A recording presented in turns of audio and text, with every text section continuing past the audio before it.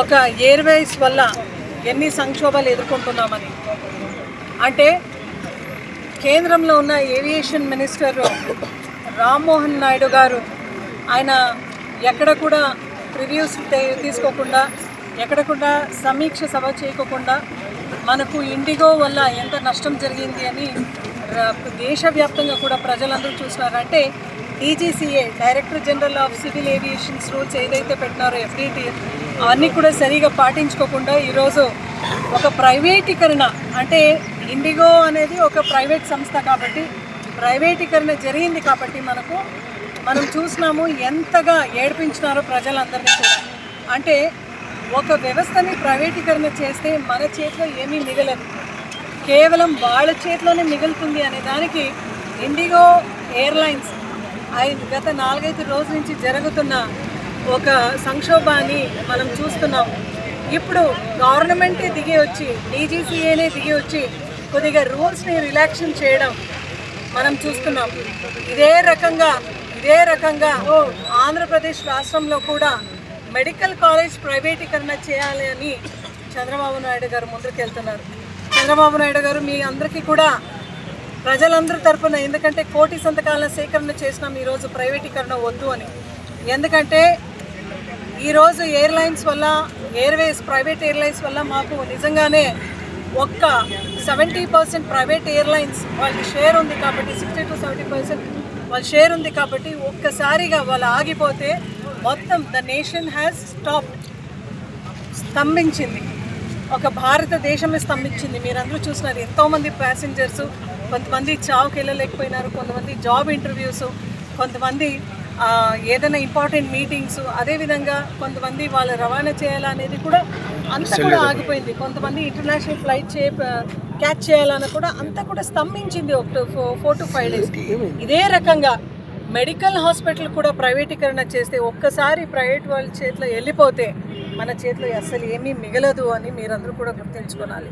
ఎందుకంటే కోవిడ్ అన్న పరిస్థితిలో కూడా, సంకష్టమైన పరిస్థితి, క్లిష్టమైన పరిస్థితిలో జగన్మోహన్ రెడ్డి గారు ఇలాంటిది కోవిడ్లో కానీ ఇంకా ముందు పోతూ ఎమర్జెన్సీ సిచ్యుయేషన్, హెల్త్ క్రైసిస్ వచ్చినప్పుడు ఖచ్చితంగా మనకి government hospitals and government colleges ఉండాలి అని ఈ 17 మెడికల్ కాలేజ్ తీసుకొని రావడం జరిగింది. కనీసం మీరు 14 ఏళ్ళు ముఖ్యమంత్రిగా ఉంటూ చంద్రబాబు నాయుడు గారు ఒక్క మెడికల్ కాలేజ్ కానీ హాస్పిటల్ కానీ శాంక్షన్ చేయలేదు.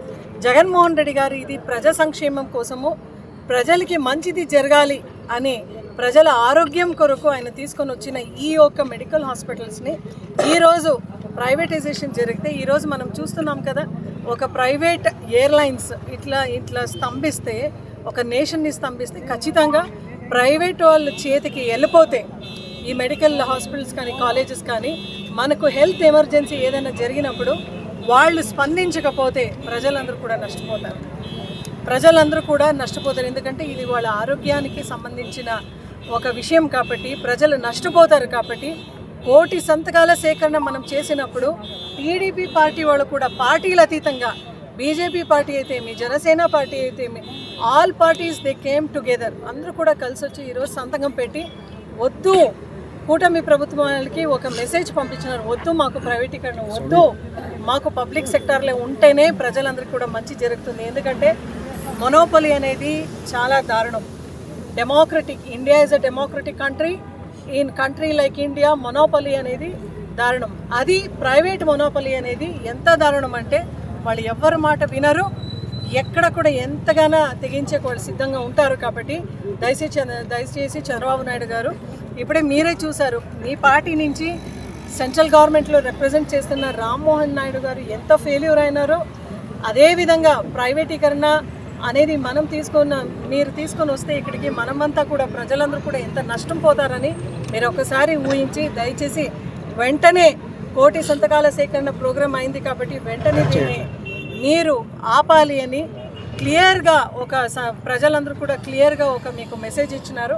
ఇప్పటికైనా మీరందరూ కూడా దీనికి తల వంచి దయచేసి మీరు ఈగోలని పక్కన పెట్టి జగన్మోహన్ రెడ్డి గారికి ఎక్కడ మంచి పేరు వస్తుంది అనేది మీ మనసు నుంచి తీసి ప్రజల కోసం మీరు పనిచేయండి అని చెప్తున్నాం.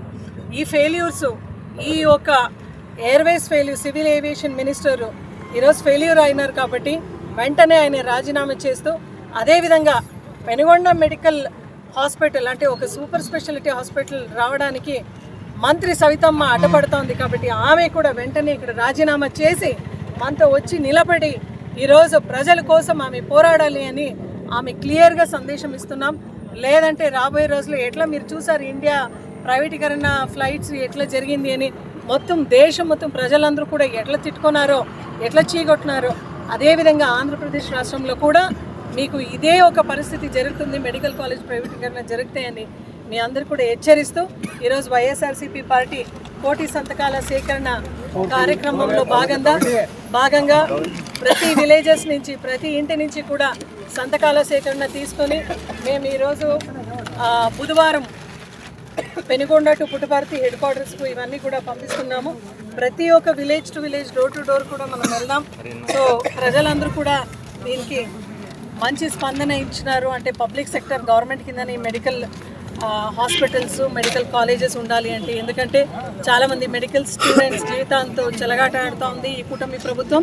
అదేవిధంగా ప్రజల హక్కు ప్రజల ఆరోగ్యం ఆ విషయంలో కూడా ఒక డెమోక్రటిక్ కంట్రీలో ఇటువంటి చెలగాటం ఆడేది మంచిది కాదనే మెసేజ్ ప్రజలందరూ కూడా ఈ కోటి సంతకాల సేకరణ ద్వారా మంచి మెసేజ్ ఇచ్చినారు. ఇప్పటికైనా కూటమి ప్రభుత్వం తల వంచి జగన్మోహన్ రెడ్డి గారు ఏదైతే సంస్కరణ తీసుకొని వచ్చినారో మెడికల్ హాస్పిటల్స్ అండ్ కాలేజ్లో దాన్ని వెంటనే అమలు చేయాలి అని చెప్తూ